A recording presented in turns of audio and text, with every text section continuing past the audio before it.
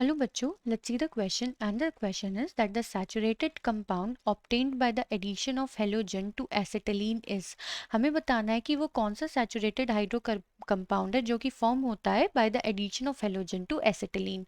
तो चलिए बच्चों करते हैं इस क्वेश्चन को। And first of all let's see the key concept for this question.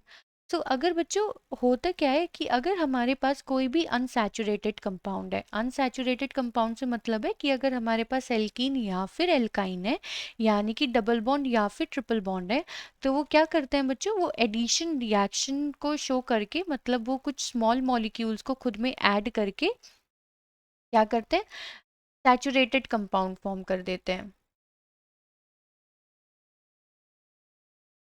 ठीक है, तो इसी तरीके से हमें यहाँ पे एक अनसैचुरेटेड कंपाउंड गिवन है एसिटिलीन। एसिटिलीन का मतलब होता है बच्चों इथाइन। इथाइन इथाइन का केमिकल फॉर्मूला होता है दैट इज C2H2।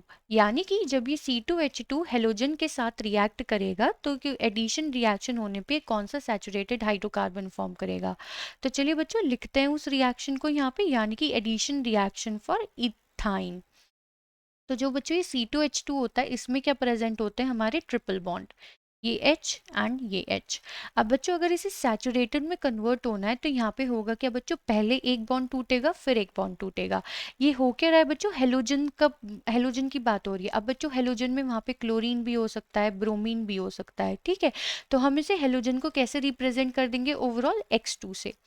तो जब हमारे हेलोजन प्रेजेंट होता है X2 तो होता क्या है बच्चों, एडिशन रिएक्शन में एक X चला जाता है एक C के पास, दूसरा X दूसरे C के पास। तो बच्चों यहाँ से जो ट्रिपल बॉन्ड है वो क्या हो जाता है बच्चों, डबल बॉन्ड में चेंज हो जाता है।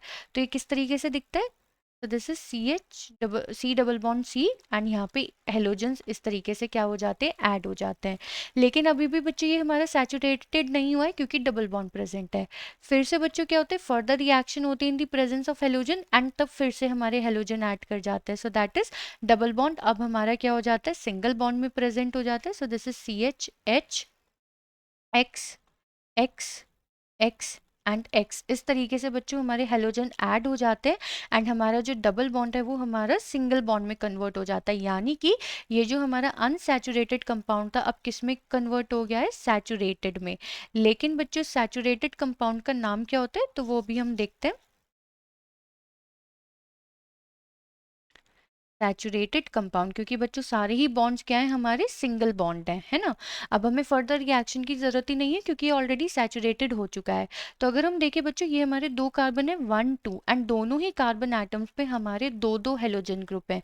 तो हम यहाँ पे इसे कैसे लिख सकते हैं, सो दैट इज 1 1 2 2 चार है तो बच्चों हमें क्या लिखना पड़ेगा, टेट्रा। एंड ये क्या है हमारे हेलो ग्रुप्स, तो यहाँ पे जो यहाँ प्रीफिक्स यूज होगा so that will be tetra halo ethane. क्यों, क्योंकि दो कार्बन एटम है एंड सैचुरेटेड कंपाउंड है। फाइन। सो हम यहाँ पे क्या लिख सकते हैं, that saturated compound obtained by the addition of halogen to acetylene is 1122 tetra halo ethane. यानी कि इथेन कंपाउंड में फर्स्ट एंड सेकंड पोजीशन पे हमारे चार हेलोजन ग्रुप्स प्रेजेंट हैं। सो आई होप बच्चों आपको ये क्वेश्चन समझ में आ गया होगा। Thank you.